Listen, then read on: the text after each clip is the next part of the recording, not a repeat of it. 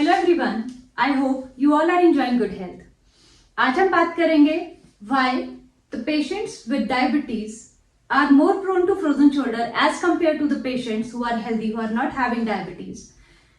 आज के वीडियो को लास्ट तक देखने के बाद आपको ये रीजन तो पता लगेगा ही कि डायबिटिक पेशेंट्स में फ्रोजन शोल्डर की प्रोबेबिलिटी ज्यादा क्यों रहती है as compare to other patients.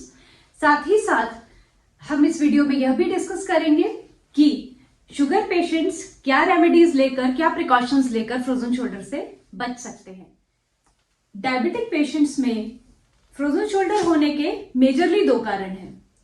पहला, कोलेजन फाइबर्स जो कि कनेक्टिव टिश्यू में प्रेजेंट होते हैं वो ग्लूड अप हो जाते हैं, जमने लगते हैं। और दूसरा, जो हमारा ज्वाइंट के अंदर साइनोवियल फ्लूइड होता है जो लुब्रिकेशन प्रोवाइड करता है मूवमेंट के दौरान ज्वाइंट को, उस फ्लूइड के साथ जब शुगर मॉलिक्यूल्स आके मिलते हैं तो वो उस फ्लूइड की थिकनिंग कॉज करते हैं, जिसके कारण ज्वाइंट टाइट हो जाता है, उसकी मोबिलिटी जो है वो डिक्रीज हो जाती है, साथ में माइक्रो सर्कुलेशन भी हैम्पर होती है। इन दोनों कारणों को हम थोड़ा सा डिटेल में समझने की कोशिश करते हैं। पहला, कोलेजन फाइबर्स जो कनेक्टिव टिश्यूज में प्रेजेंट होते हैं। कनेक्टिव टिश्यू जैसे कि ligaments, muscle, capsule etcetera. Collagen fibres जो होते हैं वो ग्लूड अप हो जाते हैं, जिसकी वजह से मूवमेंट रिड्यूस हो जाती है, रेंज ऑफ मोशन रिड्यूस हो जाती है और कैप्सूल थिक और टाइट हो जाता है। शोल्डर कैप्सूल जब थिक और टाइट हो जाता है और फिर भी उसके ऊपर कुछ मूवमेंट करने की कोशिश की जाती है पेशेंट के थ्रू, तो मूवमेंट होने के कारण ज्वाइंट में इंफ्लामेटरी चेंजेस आ जाते हैं। इंफ्लामेटरी चेंजेस आने के बाद ज्वाइंट फाइब्रोसिस में जाने लगता है, हीलिंग प्रोसेस में जाता है, जिसके कारण से ज्वाइंट और ज्यादा रेंज ऑफ मोशन को लूज कर देता है। जो ग्लूकोज मॉलिक्यूल है वो हमारे कोलेजन फाइबर्स जो कनेक्टिव टिश्यूज हैं उसके बाहर जमना शुरू हो जाते हैं, जो कि हमारी ज्वाइंट की रेंज ऑफ मोशन को काफी हद तक रिस्ट्रिक्ट कर देते हैं, जिससे हमारी डे टू डे लाइफ में जो एक्टिविटीज हैं वो हैम्पर हो जाती हैं। शोल्डर अपनी फुल रेंज में कोई काम नहीं कर पाता है, प्लस इन्फ्लामेटरी फेज में, पेनफुल फेज में पेशेंट बहुत ज्यादा तकलीफ से गुजरता है। दूसरा कारण आता है हमारा शुगर मॉलिक्यूल्स जब साइनोवियल फ्लूइड के साथ मिलते हैं तो वो एक बहुत ही थिक सॉल्यूशन बना देते हैं। थिक सॉल्यूशन होने के कारण अगेन ज्वाइंट मोबिलिटी जो है वो कम हो जाती है। शुगर क्रिस्टल जो है वो ज्वाइंट के अंदर भी जमने लगते हैं और जिसके कारण से range of motion again restrict हो जाती है और फ्रोजन शोल्डर रिजल्ट होता है।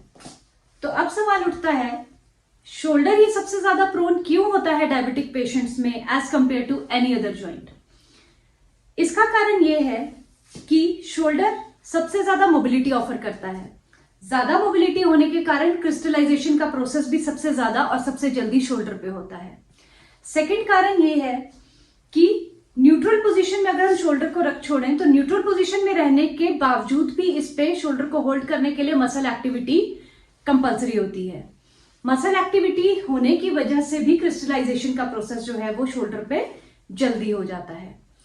थर्ड कारण ये है कि कोलेजन फाइबर्स जब ग्लूड अप हो जाते हैं, टाइट हो जाते हैं और उस पर जब मूवमेंट परफॉर्म की जाती है तो उसकी वजह से फ्रिक्शन कॉज होती है, जो मसल्स का बैक पुल होता है और फ्रिक्शन की वजह से शोल्डर जल्दी इंजरी में चला जाता है और इंजरी होने की वजह से इंफ्लामेटरी चेंजेस, फाइब्रोसिस और अगेन स्टिफनेस जो है वो शोल्डर पे सबसे ज्यादा होती है।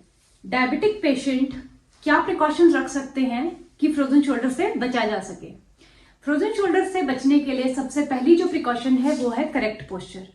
जनरली जिस भी पेशेंट को डायबिटीज होता है या सर्वाइकल का इश्यू होता है वो पेशेंट्स हमेशा अपने शोल्डर जो है वो ड्रॉप डाउन पोजीशन में रखते हैं।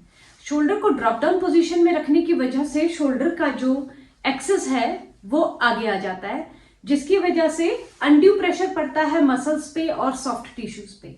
अनड्यू प्रेशर पड़ने की वजह से फ्रिक्शन और इंफ्लामेटरी चेंजेस जो है वो जल्दी आने का डर रहता है।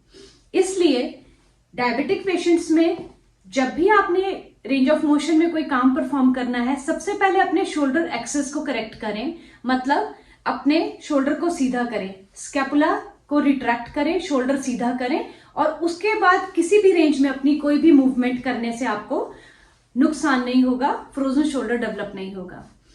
सेकेंड प्रिकॉशन जो आपने रखनी है वो यह कि स्लीपिंग पोस्चर आपका अच्छा होना चाहिए। स्लीपिंग पोस्चर में बहुत सारे लोगों की आदत होती है कि शोल्डर को एक्सट्रीम एक्सटर्नल रोटेशन में ले जाकर अपने सर के नीचे बाजू को रखकर सोते हैं। ये पोजीशन सोने के लिए बहुत गलत है। डायबिटिक पेशेंट्स को खासकर ध्यान रखना चाहिए कि ये पोजीशन लेकर ना सोए, नहीं तो फ्रोजन शोल्डर डेवलप होने का डर रहता है।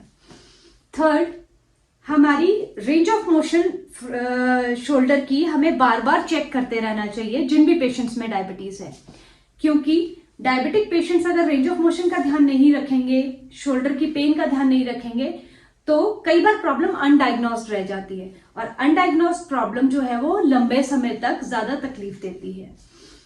आई होप डायबिटिक पेशेंट्स के लिए ये वीडियो काफी हेल्पफुल साबित होगा। अगर आपको वीडियो अच्छा लगा तो please do like the video. Channel की सपोर्ट के लिए प्लीज सब्सक्राइब और बेल आइकन को प्रेस करना मत भूलिएगा, ताकि आपकी सेहत से जुड़ी जो भी इंफॉर्मेशन हम आप तक पहुंचाना चाहते हैं उसकी नोटिफिकेशन आपको सबसे पहले आए। धन्यवाद।